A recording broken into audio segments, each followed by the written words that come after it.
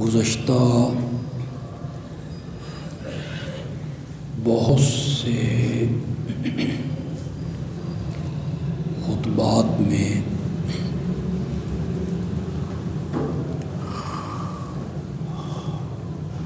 اس عنوان سے گفتگو ہو رہی ہے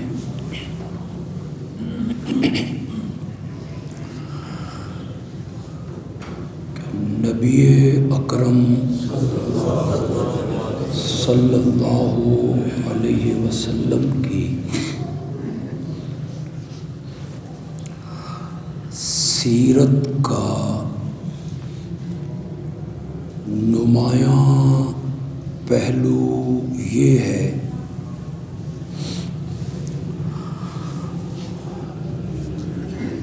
کہ آپ جو کہتے تھے اس پر عمل کر کے دکھاتے تھے۔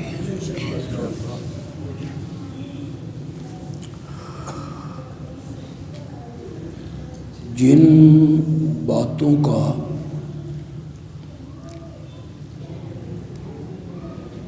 آپ نے امت کو حکم دیا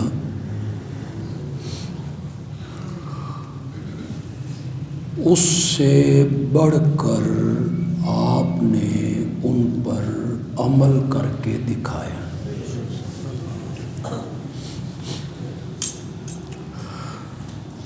اس سلسلہ میں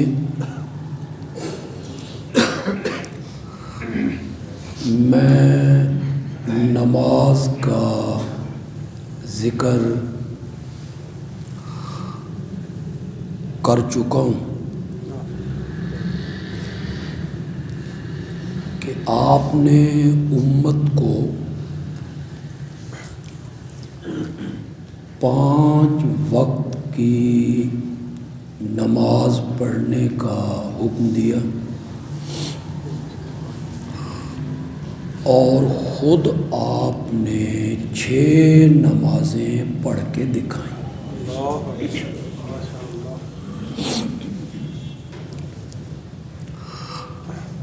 امت کو جو فرضی روزوں کا حکم دیا گیا وہ رمضان المبارک کے روزے ہیں۔ شہر رمضان الذی انزل فیہ القرآن، اور اس سے پہلے کہا یا ایھا الذین آمنوا کتب علیکم الصیام کما کتب علی الذین من قبلکم ایاما معدودات، وہ چند گنتی کے دن ہیں جن کے روزے فرض کیے گئے۔ پھر ان ایام معدودات کو خود ذکر کر دیا، شہر رمضان الذی انزل فیہ القرآن۔ رمضان المبارک کے روزے امت پر فرض کیے گئے۔ اس کے علاوہ نفلی روزے ہیں، رکھ لیں تو ثواب ہے، نہ رکھیں تو اس پر گناہ نہیں ہے۔ خود نبی اکرم صلی اللہ علیہ وسلم نے اس پر کیسے عمل کیا؟ ام المومنین سیدہ عائشہ صدیقہ رضی اللہ تعالی عنہا فرماتی ہیں کہ کبھی آپ روزے رکھنے پر آ جاتے تو اس طرح لگاتار روزے رکھتے چلے جاتے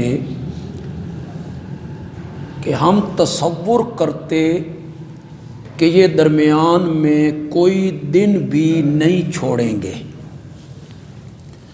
مسلسل آپ روزے رکھتے چلے جاتے۔ ایام 20 ہر مہینے کی 13، 14، 15 ان کے روزے بھی آپ رکھ رہے ہیں۔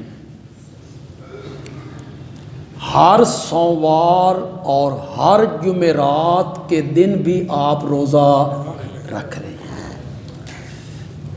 امت کو تو صرف ایک مہینے کے روزوں کی فرضیت کے بارے میں آگاہ کیا، لیکن آپ خود اس پر کس طرح عمل کر رہے ہیں؟ ایام 20 کے روزے ہیں، ہر جمعرات اور ہر سوموار کے دن آپ روزہ رکھ رہے ہیں، اور کبھی کبھی آپ 2 3 دن درمیان میں کچھ کھائے پیے بغیر مسلسل روزے میں گزارتے ہیں۔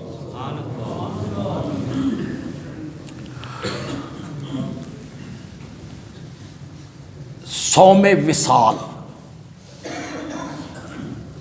امت کو اس سے منع کیا۔ ایک ہے صوم داؤدی، حضرت داؤد علیہ السلام کے روزے۔ صوم داؤدی ہے ایک دن روزہ ایک دن افطار، ایک دن روزہ ایک دن افطار، اسے کہتے ہیں صوم داؤدی۔ صوم وصال یہ ہے لگاتار روزے، ہر روز روزہ، درمیان میں کوئی افطار نہیں، اس سے منع کیا۔ لیکن یہ جو آپ کا روزہ ہے نا، یہ صوم وصال اس طرح ہے کہ بیچ میں آپ کچھ نہیں کھا رہے ہیں، نہ رات میں نہ دن میں، مسلسل روزے میں گزار رہے ہیں۔ اور صحابہ نے جب اس کی نقل اتارنی چاہی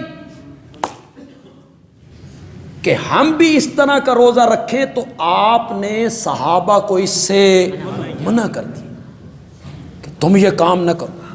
وہاں آپ نے ایک جملہ کہا، آپ نے فرمایا ایکم مثلی، تم میں کون ہے جو مجھ جیسا ہے؟ مجھے تو میرا رب کھلاتا بھی ہے، میرا رب پلاتا بھی ہے، یعنی میرا ایک الگ مقام ہے، رب سے میرا ایک انوکھا سا تعلق ہے، رب سے میری محبت، میرا پیار، میری عقیدت، میرا تعلق۔ تم میں سے کون ہے جو اس عقیدت میں، محبت میں، تعلق میں مجھ جیسا ہو؟ تم میں ایسا کوئی نہیں ہے۔ ایکم مثلی، تم میں سے میری مثل کون ہے؟ یہ کس میں کہا تھا؟ یعنی جو میرا رب سے کیا ہے؟ تعلق ہے، محبت ہے، میرا رب مجھے کھلاتا ہے، میرا رب مجھے پلاتا ہے۔ تو میں نے کہا نا کہ جمعے کا جو خطبہ ہوتا ہے اس میں کوئی ضروری نہیں ہوتا کہ اس میں تسلسل ہو، جوڑ ہو، ربط ہو، بلکہ یہ واعظ ہوتا ہے کہ لوگوں کو کوئی باتیں سمجھ آ جائیں، سمجھا دی۔ جن لوگوں نے انبیاء کی بشریت کا انکار کیا اور انہوں نے یہ نظریہ دیا اپنے عوام کو کہ نبی بشر نہیں ہوتے، بلکہ انہوں نے کہا کہ وہ نور ہوتے ہیں، صرف نور نہیں بلکہ نور من نور، اللہ کے نور میں سے۔ وہ جو آپ ایک شعر پڑھتے ہیں، گنج بخشے فیض عالم مظہر نور خدا، ہاں جی، نور خدا کے ظاہر ہونے کی جگہ۔ وہ حضرت علی حجویری کے متعلق پڑھ دیا، اور نبی اکرم صلی اللہ علیہ وسلم کے متعلق تو وہ عام پڑھتے رہتے ہیں، نور من نور، اللہ کے نور میں سے نکلے ہیں، اور اس کی دلیل کوئی نہیں، قرآن میں، حدیث میں، فقہ میں، خدا گواہ اس کی کوئی دلیل نہیں۔ وہ جو قرآن نے کہا نا قد جاءکم من اللہ نور وکتاب مبین، ہمارے دوست وہ بڑی لے لے کے سر لگا کے پڑھتے رہتے ہیں قد جاءکم من اللہ نور، تو ان سے میری گزارش ہے تمہارا نظریہ ہے نور من نور اللہ، اور اس آیت میں ذکر ہے صرف نور کا، یہ تمہاری دلیل کیسے بن گئی؟ یہ تمہارا استدلال کیسے ہوا؟ دعویٰ ہے نور من نور اللہ، اور دلیل آپ دے رہے ہیں قد جاءکم من اللہ نور، اور اس میں بھی بحث ہے اس نور سے مراد کیا ہے؟ نور و کتاب مبین میں واو کون سی ہے؟ عاطفہ ہے یا بیانیہ ہے؟ واو تفسیریہ ہے، بیانیہ ہے، نور ہی کی تفسیر ہو رہی ہے۔ میں معنی کر دیتا ہوں قد جاءکم من اللہ نور، تمہارے پاس اللہ کی طرف سے نور آ گیا، وکتاب مبین یعنی روشن کتاب آ گئی، اس نور کو بیان کیا۔ دلیل اس کی کیا ہے؟ دلیل اس کی یہ ہے کہ قد جاءکم من اللہ نور سے پہلے ابتدا میں، آیت کے ابتدا میں اللہ نے نبی پاک کا الگ سے ذکر کر دیا ہے، وہ ذکر ہو چکا ہے آیت کی ابتدا میں، تو اب یہاں کتاب مبین کا ذکر ہو رہا ہے۔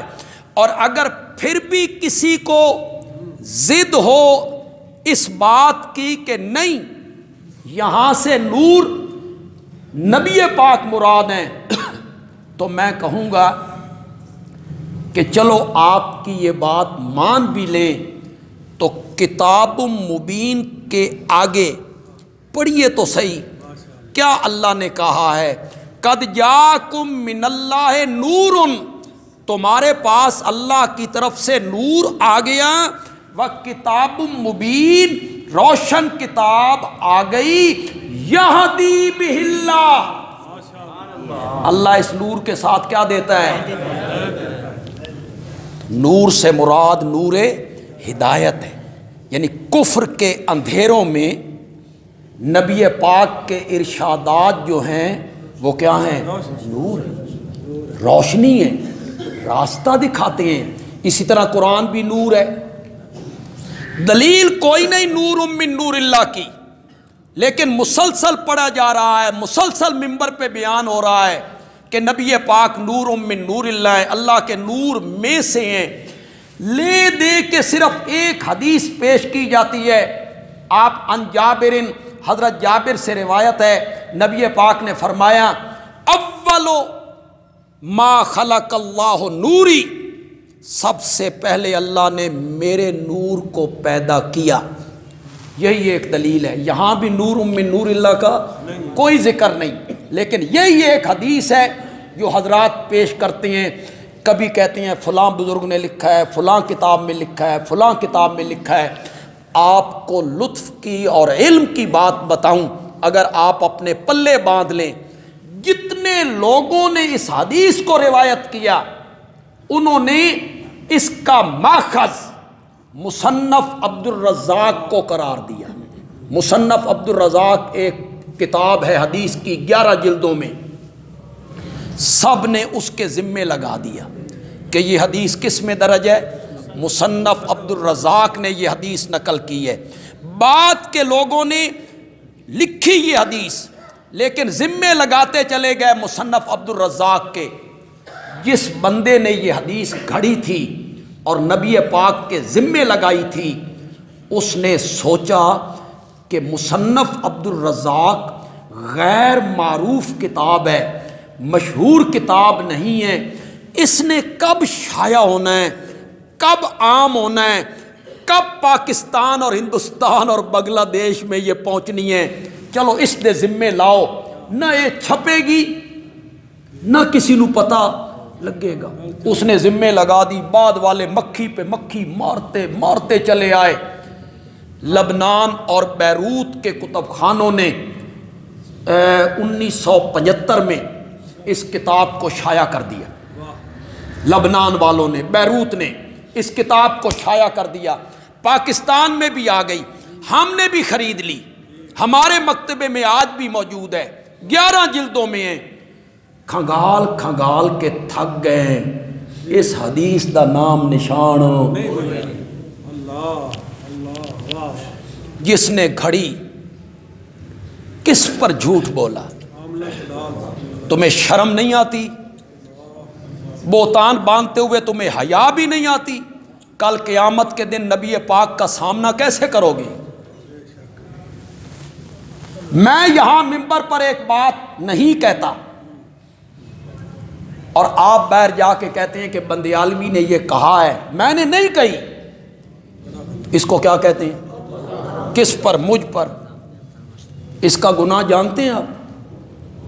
ایک حدیث میں آیا کہ شرک کے بعد سب سے بڑا گناہ کسی پر بہتان باندھنا ہے، سب سے بڑا گناہ کسی پر جھوٹ بول دینا، غلط بات اس کی طرف منسوب کر دینا، بہتان باندھنا۔ آج تو عوام رہ گئے، علماء مدارس میں رہنے والے منبر پہ بیٹھ کے ایک دوسرے پر کیا باندھ رہے ہیں؟ کوئی تحقیق، سوچ بچار، وہ مادہ ہی کوئی۔ مجھ پر بہتان باندھنا یہ ناقابل معافی جرم ہے۔ جس بندے نے آمنہ کے لال پر بہتان باندھا ہو، جس روایت کا وجود نہیں، حدیث کی کسی کتاب میں نہیں، بندیالوی کچی گلاں کرن دا عادی نہیں۔ یوں ہی چیلنج نہیں کر رہا ہوں کہ کل میرے منہ پہ کوئی مار دے کہ یہ فلاں حدیث میں لکھا ہوا ہے۔ سند پیش کرو، بغیر سند کے کوئی حدیث نہیں مانی جاتی۔ مسلم والا کہتا ہے اگر سند نہ ہوتی نا تو جو جس کے دل میں آتا وہ کہتا چلا جاتا اور نبی پاک کے ذمے سند کو نکالو، بس نبی پاک کے ذمے لگا دو۔ یہ موبائل پر بھی آپ لوگ کئی حدیثیں کہتے ہیں جی اس کو آگے شیئر کریں جی، آگے پہنچائیں جی، یہ نبی، حالانکہ نبی پاک کا وہ فرمان نہیں ہوتا۔ تو آپ کو کس نے اختیار دیا ہے کہ آپ یوں ہی نبی پاک کے ذمے لگا کے ایک بات کو، ہاں جی، اس کو نبی پاک کے ذمے لگائیں؟ ویسے تو پاکستان میں ہر بندہ MBBS ڈاکٹر ہے، ہر بندہ مفتی ہے، ہر بندہ مفتی بھی گھاٹ نہیں، مفتی کفایت اللہ، مفتی اعظم ہند۔ کبھی میں بیٹھا ہوں یا ایک دو عالم بیٹھے تو ایک بندہ آ گیا، اس نے کہا جی ایک مسئلہ ہے جی، ہم نے کہا جی پوچھو، اس نے مسئلہ پوچھا، حالے ایسا چپ ہاں، جڑا تریہ بندہ بیٹھا وہ دسن شروع ہو گیا۔ ہر بندہ مفتی۔ آپ کسی بیماری کا ذکر کریں پھر نسخے آپ دیکھیں، ادھر سے ایک نسخہ آئے گا، ادھر سے ایک نسخہ آئے گا، ہر بندہ ڈاکٹر ہے، ہر بندہ مفتی ہے۔ تمہیں کس نے اختیار دیا ہے کہ تم حدیثوں کو آگے نشر کرتے رہو بغیر تحقیق کے؟ ہاں صحیح حدیث ہو، مثلا طلب العلم فریضۃ علی کل مسلم، علم کا تلاش کرنا ہر مسلمان پر فرض ہے۔ شیئر کیجیے، پھیلائیے پھیلائیے، صحیح حدیث ہے۔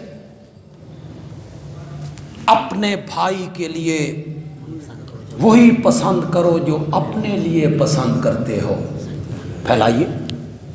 مستند تو ہو، یوں ہی ایک بات نقل کر کے یہ نبی پاک کا فرمان ہے، اس کا جرم سمجھتے ہو؟ کل اللہ کے نبی کو کیا جواب دو گے؟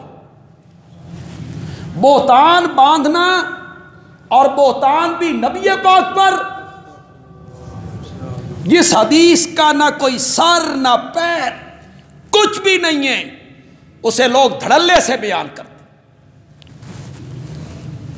روکا جائے تو لوگ کہتے ہیں ہم تو بچپن سے سنتے چلے آئے، ہوں تساں بچپن تو غلط سنتے آئے ہو تو اصل کی کری، اس میں ہمارا کیا قصور ہے؟ تم غلط سنتے آئے ہو تو وہ غلط، ہم بھی غلط پڑھتے چلے جائیں کہ حدیث قدسی ہے جی، اللہ کہتا ہے میرے پیارے پیغمبر جو تین نہ بنانا ہوں تو اسی کچھ بھی نہ بنا۔ کہاں لکھی ہوئی ہے بھائی؟ لولا کا لما خلقت الافلاق، لفظ بھی پڑھ دیتا ہوں، لولا کا لما خلقت الافلاق کہاں ہے بھائی؟ بخاری میں ہے، مسلم میں ہے، ترمذی میں ہے، ابن ماجہ میں ہے، نسائی میں ہے، ابو داؤد میں ہے، موطا امام مالک میں ہے، مسند احمد میں ہے، مصنف عبد الرزاق میں ہے، مشکات میں ہے، کہاں ہے؟ کہ جی مستدرک حاکم میں ہے۔ پہلے تحقیق تے کر لو بھئی حاکم سین ہے کہ شین ہے، پہلے یہ تو تحقیق کر لو کہ یہ کون تھا۔ مستدرک حاکم نے لکھ دیے تو مستدرک حاکم نے لکھی تو محدثین نے اس پر کیا جرح کی؟ اس کے راویوں پر بحث کرتے ہوئے محدثین نے کیا کہا؟ تمام محدثین اس پر متفق ہے کہ لولا کا لما خلقت الافلاق والی جو روایت ہے موضوع اور من گھڑت ہے، اس کا نبی پاک سے کوئی ثبوت نہیں۔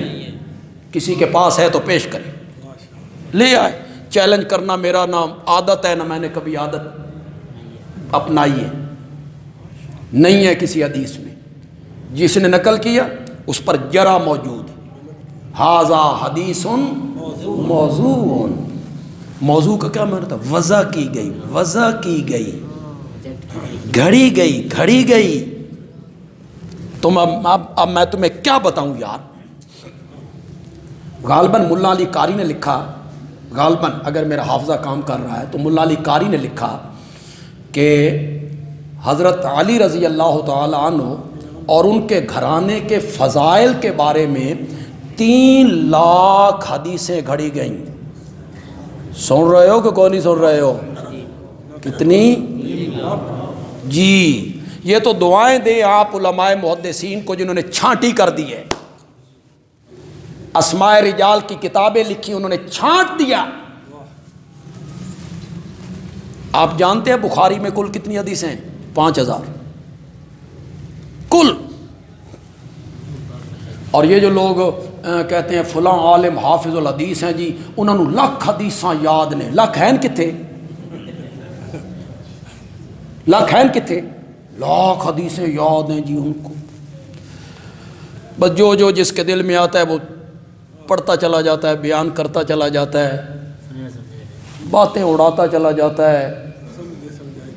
یہ سب فرضی مقولے ہیں، فلاں بزرگ فوت ہوئے انہاں دی قبر دی مٹی وچوں خوشبو آن لگی۔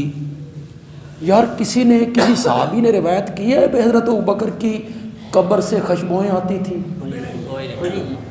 حضرت عائشہ نے روایت کیا ہو، وہ تو اس گھر میں رہتی تھی یار۔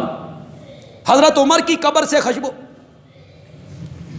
یہ سارا وہ فارسی کا ایک مقولہ ہے، فارسی کا مقولہ تو میرے ذہن میں نہیں آ رہا ہے، ترجمہ میرے ذہن میں آ رہا ہے، پیر آپ نہیں اڑ دے مرید اڑاندے نے۔ پیر خود نہیں اڑتے، کون اڑاتا ہے؟ یہ گھڑتی ہیں ساری باتیں، کرامتیں، جھوٹی روایتیں بیان کرتے ہو کہ تجھے نہ بنایا ہوتا تو ہم کائنات کی کوئی چیز نہ بناتے، یہ ساری کائنات ہم نے اپنے نبی کے لیے بنائی ہے۔ پڑھو قرآن،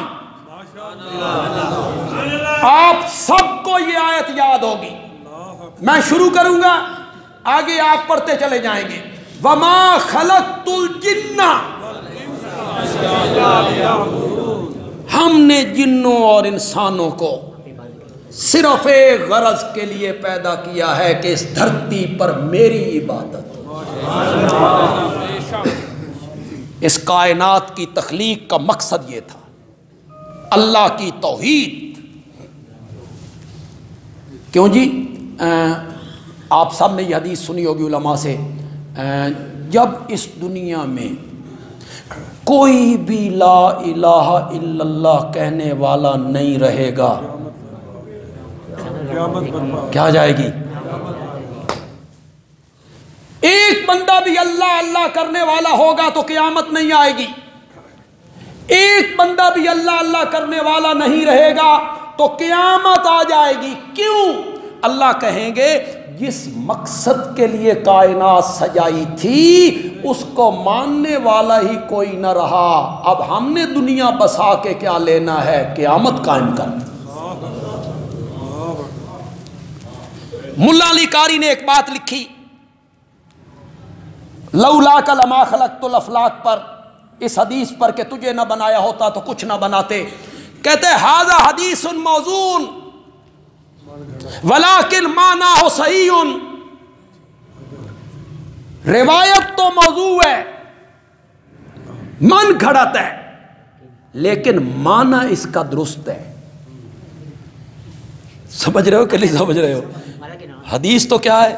موضوع, من گھڑت ہے, یہ نبی پاک سے ثابت نہیں ہے, لیکن اس کا معنی درست ہے.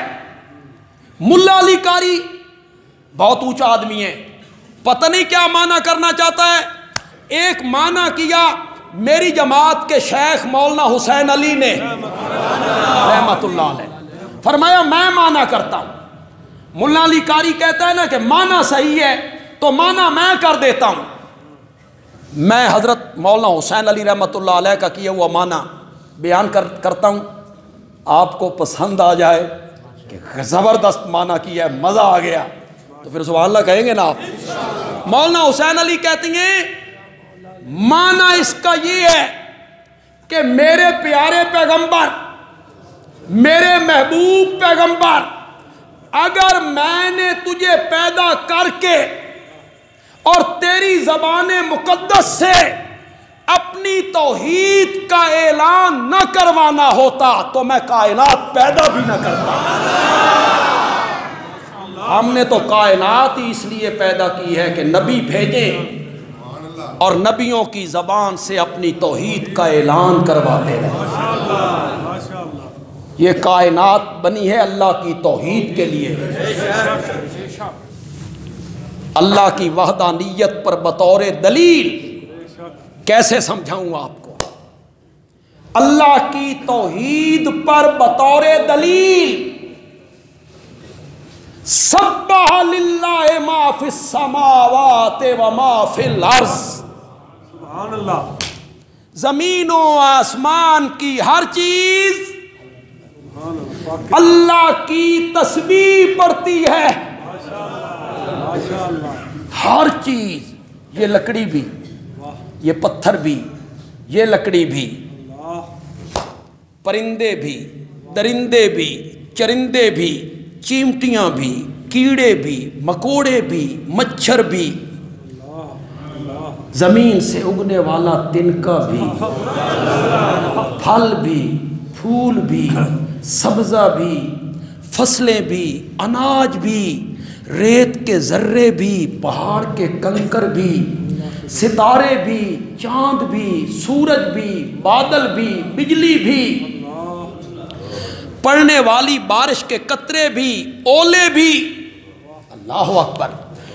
کچھ کی تسبیح قولی, جیسے ہماری قولی کیا ہم کہتے ہیں سبحان اللہ, یہ ہماری تسبیح. اور کچھ کی تسبیح ہے حالی,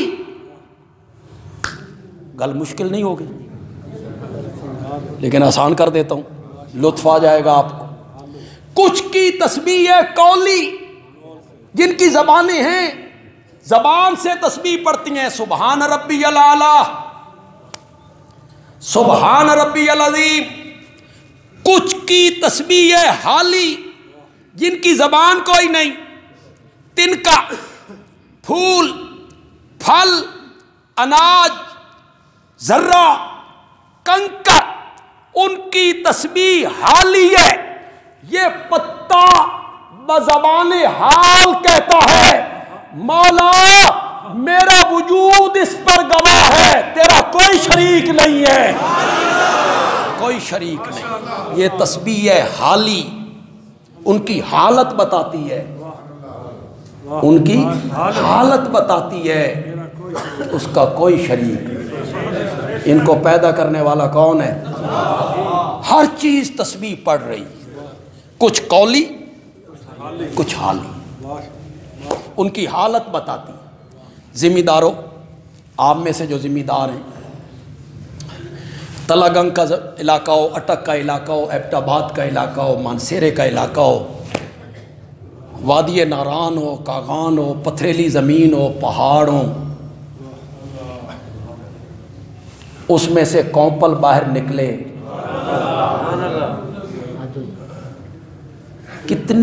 کتنی زور آور ہوتی ہے جی. کوئی سریت ہی ہوتی ہے، تار ہوتی ہیں، پتھریلی زمین ہو. کبھی جائیں وادی کاغان، ناران، بالا کوٹ، گزرے وہاں سے گڑھی حبیب اللہ، کہاں سے نیچے سے درخت شروع ہوتے ہیں، کیسے سیدھے اوپر جا رہے، پہاڑوں سے نکل کھڑے ہوئے، پہاڑوں پہ سبزہ ہی سبزہ. یہ تنکا جسے پھونک مارو دوسری طرف جا لگے، یوں اکھاڑو بچہ بھی اکھاڑ کے باہر پھینک دے. تم نے کبھی نہیں سوچا اس نے پتھریلی زمین کا سینہ کیسے چیرا، کیسے چیرا، چیر کے کیسے باہر نکلا. یہ چیر کے باہر نکلا اور سیدھا رخ آسمان کی طرف کیا. صوفی کہتا ہے، ایک صوفی کہتا ہے، صوفیاں دی گل ایڈی معتبر تے نہیں ہوندی، لیکن یہ بات صوفی نے بڑی خوبصورت کہیں پڑھی تھی میں نے، یہ بھی اب یاد نہیں رہا کہ کہاں پڑھی تھی. صوفی کہتا ہے یہ کونپل، انگوری، پتا زمین سے باہر نکلا، سیدھا رخ آسمان کی طرف کر کے، کبھی مشرق کی طرف رخ نہیں کیا، اس نے کبھی مغرب کی طرف رخ نہیں کیا، کبھی اس طرف نہیں، کبھی اس طرف نہیں، سیدھا آسمان کی طرف رخ کر کے باہر نکلا. اسے پتا نہ سمجھ، اسے شہادت کی انگلی سمجھ، اسے شہادت کی انگلی سمجھ، جو آسمان کی طرف بلند کر کے یہ پتا بزبان حال کہتا ہے مولا میرا وجود اس بات پہ گواہ ہے، تیرا کوئی شریک نہیں.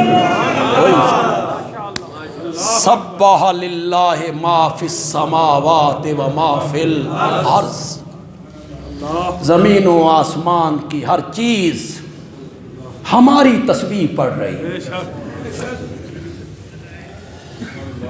تو یہ کائنات اللہ نے کسی ہستی کے لیے نہیں بنائی. یہودی کہتے تھے لولا عزیر، جی ہاں، عیسائیوں نے کہا لولا عیسیٰ، عزیر نہ ہوتے تو کچھ نہ ہوتا. عیسائیوں نے کہا عیسیٰ نہ ہوتے تو کچھ نہ ہوتا. انہوں نے بھی حدیث گھڑی، میرا سونا جے تو نہ ہوندا اسی کچھ بھی نہ بنا دے. نہیں، یہ کائنات کسی ہستی کے لیے نہیں بنائی گئی، یہ کائنات بنائی گئی ہے توحید پر بطور دلیل، کہ لوگ استدلال کریں، لوگ کائنات کی چیزوں سے میری وحدانیت پہ کیا کریں، استدلال کریں، استدلال دلیل پکڑیں. جس طرح رب نے کہا اعبدوا ربکم الذی خلقکم، والذین من قبلکم، یہ استدلال کی. آپ میرا گمان ہے، اچھا گمان کرنا چاہیے، میرا گمان ہے آپ میں سے بہت سارے لوگ ناظرہ قرآن پڑھنا جانتے ہوں گے. میرے جو گمان ہے، دیکھ کے آپ قرآن پڑھتے ہو. آگے پیچھے اگر پڑھنے کی توفیق نہ بھی ہو تو رمضان میں تو پڑھتے، شوق ہوتا ہے، بچے پڑھتے ہیں، ہماری بیٹیاں، بہنیں، مائیں سب پڑھتے. جب یہ قرآن پڑھتے ہو ناظرہ دیکھ کے، اس میں یار ایک لفظ پڑھتے ہو الارض، کیا میں نے زمین، پھر پڑھتے ہو السماوات، کیا میں نے آسمان، الجبال، پڑھتے رہتے ہو قرآن میں. یہ قرآن میں جگہ جگہ لفظ آتے ہیں. اللیل، النہار، الشجر، الشمس، القمر، الکواکب، البر، خشکی، البحر، تری، سمندر، دریا. پڑھتے ہو؟ اے اللہ تو ان کہانیاں سناتا، نہیں کہانیاں سناتا. اللہ قرآن میں کہانیاں سنا رہا ہے. زمین، آسمان، پہاڑ، رات، دن، سورج، ستارے، بارش، اولے، بادل، گرج، یہ کہانیاں سنا رہا ہے تمہیں. یہ ساری چیزیں اپنی الوہیت پر بطور دلیل پیش کرتا ہے. اللہ کہتے ہیں مجھے ہی الہ مانو، اللہ کہتا ہے مجھے ہی معبود مانو، میرے سامنے ہی سجدہ ریز ہوو، میری ہی عبادت کرو، میرے نام ہی کی نظر و نیاز دو. مولا کیوں؟ اللہ فرماتے ہیں اس لیے کہ چلتے ہوئے پانی پر زمین کو میں نے بچھایا ہے. دلیل دیتے ہیں اللہ، میں نے بچھایا ہے. اگر یہ کرنے والا میں ہوں تو پھر معبود بھی میں. بغیر ستونوں کے اتنی بڑی چھت میں نے بنائی ہے. زمین ڈولنے لگی، اس پر پہاڑوں کی میخیں میں نے ٹھوکی ہیں. زمین کا سینہ چیر کے اس میں سمندر، دریا، نہریں، ندیاں، نالے میں نے بہائے ہیں. مجھے ہی الہ مانو، مجھے ہی معبود مانو، ورنہ جاؤ پہاڑی علاقوں میں، پہاڑ کا سینہ چیر کر اس میں سے پانی کے چشمے میں نے جاری کیے ہیں. کہیں ٹھنڈے ہیں، کہیں گرم ہیں، میں نے جاری کیے ہیں. یہ درخت دیکھو، یہ پھل دیکھو، پھل بڑے کھاندے ہو، کدی غور بھی کیتا کرو یار. کیلے کو چیرتے ہوئے، انار کے 2 حصے کرتے ہوئے، انار کو چیرتے ہوئے کھانے سے پہلے غور کیا کرو اللہ نے اس میں ایک جلی فٹ کر کے موتیوں کی طرح انار کے دانے اس میں کس طرح فٹ کر کے رکھے. غور تو کیا کرو یار. کبھی غور کیا کر لیمو کھٹا کیوں ہے؟ غور تو کر. آم میٹھا کیوں ہے؟ اس واسطے کہ جب لیمو کا بیج بوتے ہیں تو وہاں چینی نہیں ڈالتے اس لیے، اور جب آم کا بوتے ہیں تو وہاں 7-2 بوریاں چینی کی ڈالتے ہیں اس لیے یہ میٹھا ہے وہ ترش ہے. تو کبھی غور تو کر اس میں مٹھاس کون بھر رہا ہے. تو نے کبھی غور نہیں کیا 30 فٹ کی بلندی پر کھجوریں لگی ہوئی ہیں، نیچے سے پانی کو پریشر کے ساتھ اوپر لے جائے. کمال ہو گئی. پانی ڈالا تو نے کہاں ہے, ہم نے پہنچایا کہاں ہے. ان میں ہم نے مٹھاس کیسے پیدا کی ہے. کبھی پھلوں کو چیرتے ہوئے اس پر غور کیا کر, اور پھر انار کھا کے, کیلے کھا کے, موسمی کھا کے, مالٹے کھا کے, کھانے کے بعد کہتا ہے مجھے جو کچھ دے رکھا ہے میرے حضرت صاحب کی نظریں کر.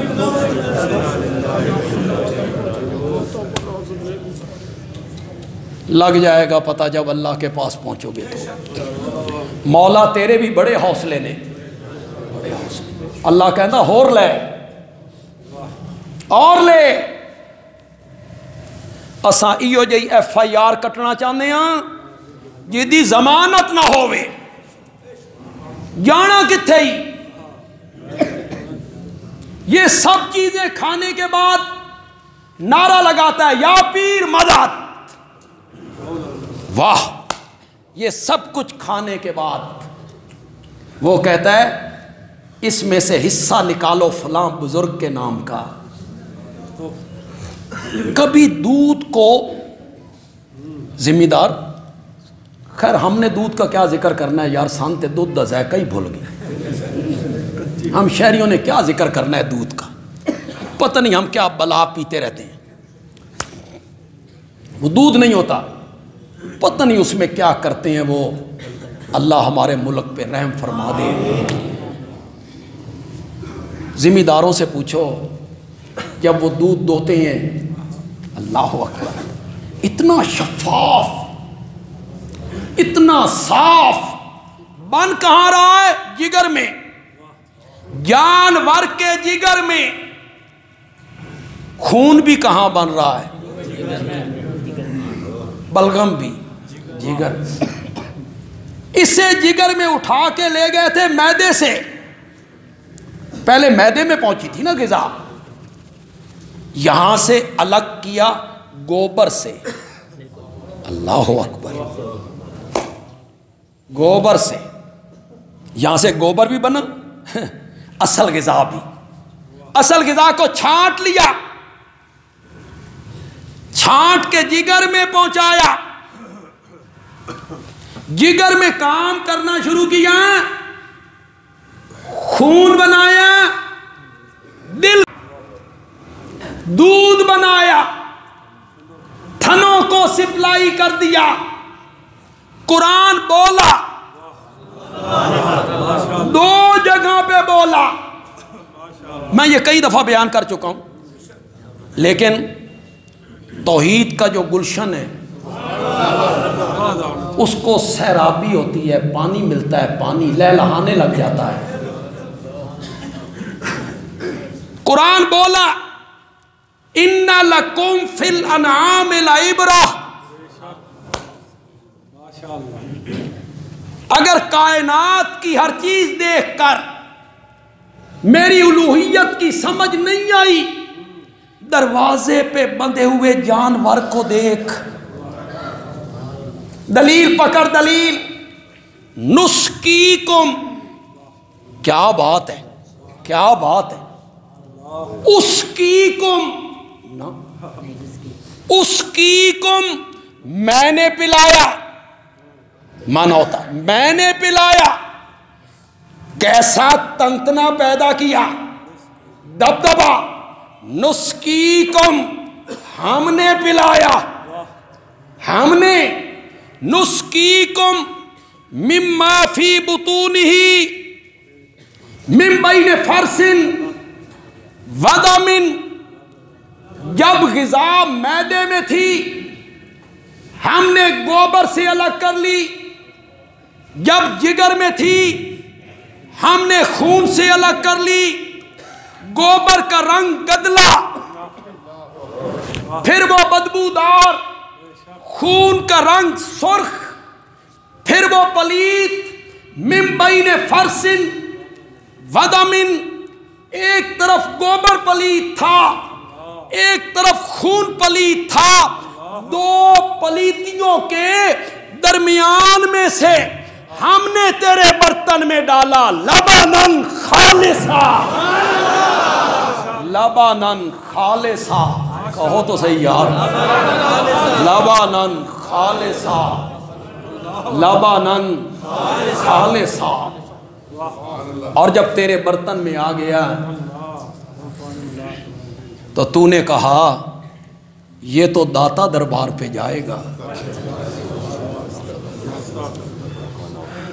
یہ پیران پیر کے نام کی 11ویں میں جائے گا، یہ فلاں بزرگوں کی نیاز دی جائے گی۔ مولا تیرے بڑے حوصلے نے، مولا تیرے بڑے حوصلے، دینے والا تو ہے، یہ منسوب غیر اللہ کی طرف کرتا ہے، شکریہ ان کا ادا کر رہا ہے، اور یہ دینے والا کا۔ اللہ کہتی ہیں گوبر کا ایک قطرہ، گوبر کا ایک ذرہ میں نے دودھ میں نہیں آنے دیا۔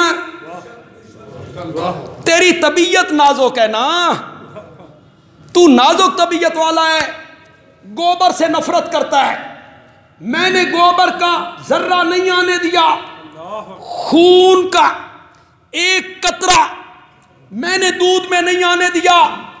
جس طرح میں نے خالص دودھ دیتے ہوئے گوبر کا ذرہ نہیں آنے دیا، تو بھی میری عبادت کرتے ہوئے شرک کی پلیتی کو شامل نہ کیا کر، نہ کیا کر۔ میں نے تجھے دودھ خالص دیا ہے، تو میری پکار خالص کیا کر، تو بھی میری عبادت خالص کیا کر۔ میں نے تیری طبیعتوں کا لحاظ کیا، تو بھی تو میری الوہیت کا لحاظ رکھنا۔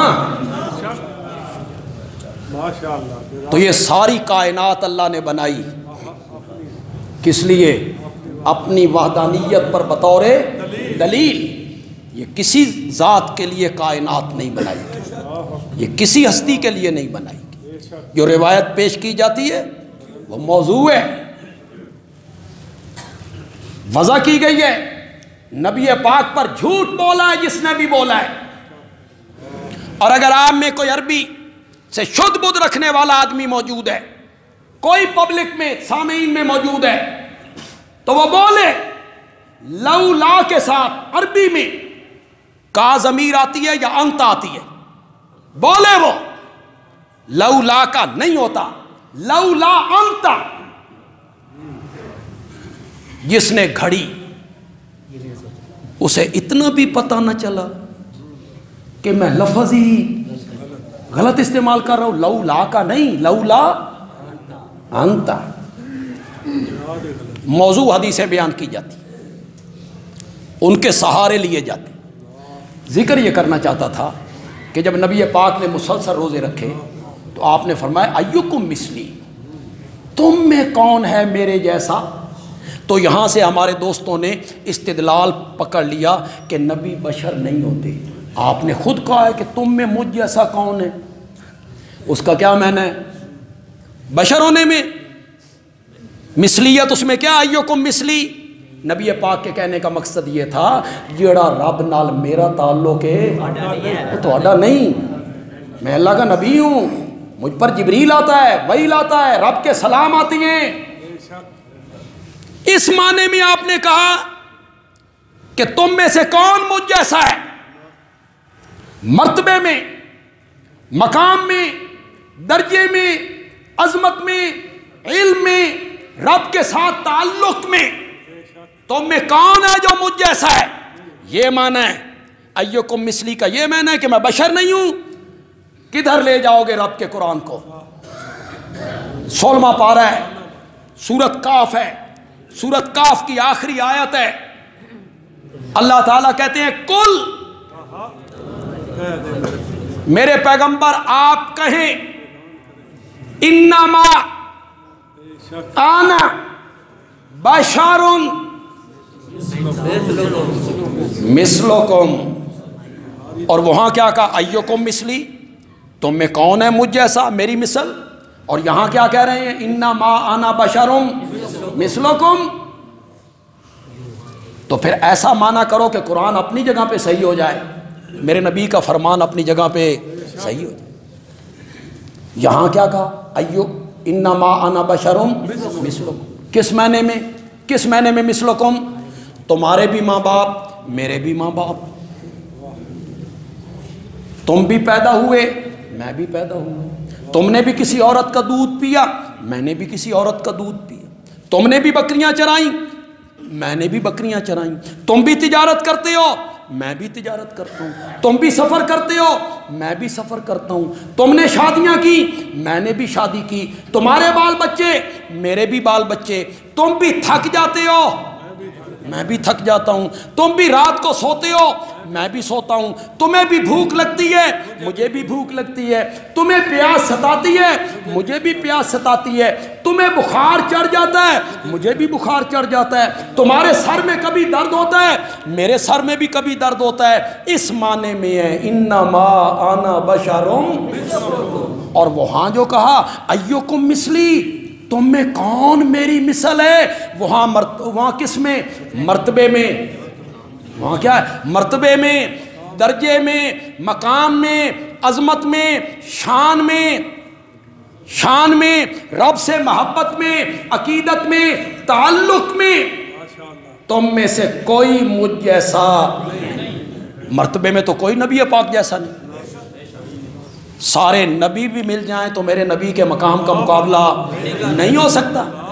نوریوں، ناریوں، خاکیوں سب کے سردار ہیں میرے نبی.